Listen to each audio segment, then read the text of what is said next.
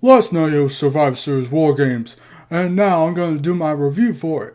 The following video has spoilers, so if you haven't seen Survivor Series Wargames yet, then I advise you click off so you're not spoiled by the entire card. And let's jump into the video. So, first up, we got the Women's Wargames, in which Team Rhea won. Now, both women's champions are devalued, and there was no cash-in.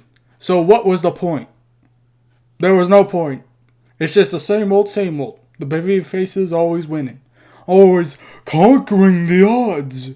It's like, come on. Can't you have something different? It was the most unique opportunity to cash in the Money in the Bank briefcase. But no, they still choose to not do so. And they still choose to make the Money in the Bank winners look like total idiots. So what's next? Who knows?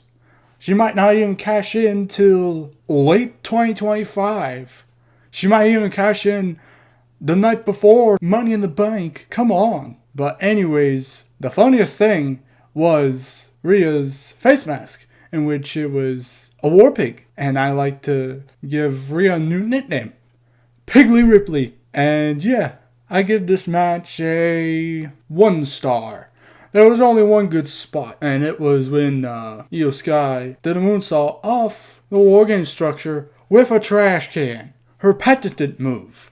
And then you got Tiffany Stratton also delivering a Swanton Bomb on the other side.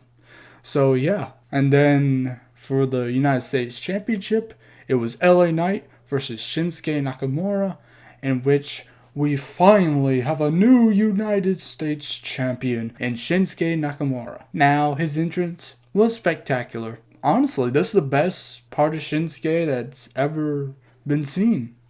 I agree with Corey on that. He's awesome. Like Santi says, he's Sith Lord. Shinsuke was down here, now he's up here, which is great. But overall, I'll give this match 3.5 stars. And then for the IC title, the banger of the night. You know, Sheamus always says banger after banger after banger. And this was one. Braun Breaker always going 40 miles a minute. Like, good God. The speed this man goes at is insane. It almost makes the Ultimate Warrior look slow in comparison. And that's not an easy task. But anyways, Braun Breaker retained. But Ludwig Kaiser and Sheamus really put on a fight, as they always do. And Ludwig Kaiser brought out the best part about him. He brought out a shillelagh, kicked Sheamus' ass. What more could you ask for? I'll give this match 5 stars. And then for the world title, you got Gunther versus Damian Priest, in which Gunther retained due to interference by Finn Balor, which kind of sucks in the end because, there's still doubt on his reign. At the end of the day, who cares? And, well, at least Gunther was mad at him. He didn't want Finn out there, so, hey. And this could lead to a blood feud between those two. It could lead to a title match, and Gunther ends up beating Finn Balor to retain the title, you know.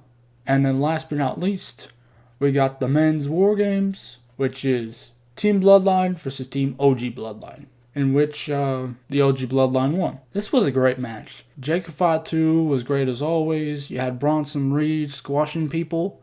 You had Solo Sikoa being the MVP of the new Bloodline, you know.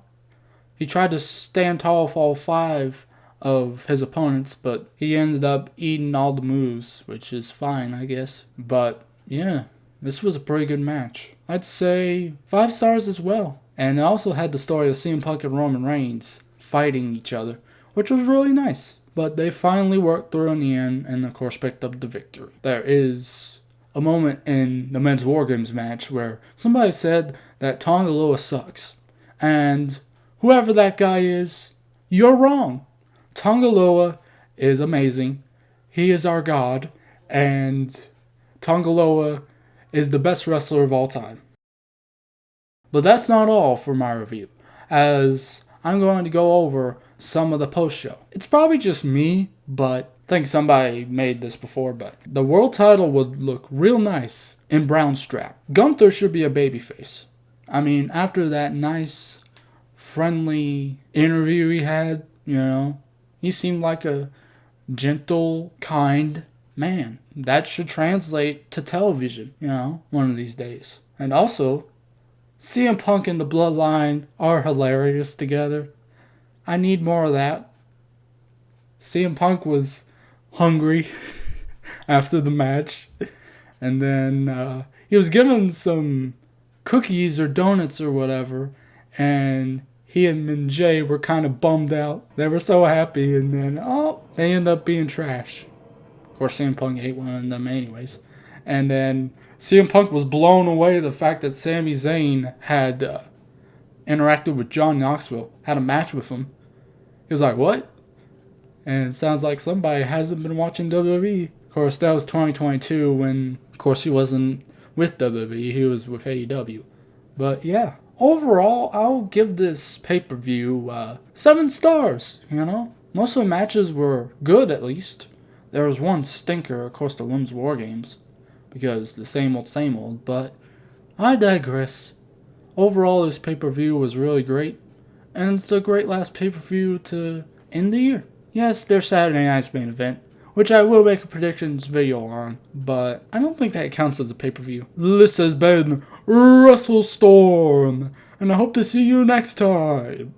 And I'm signing off.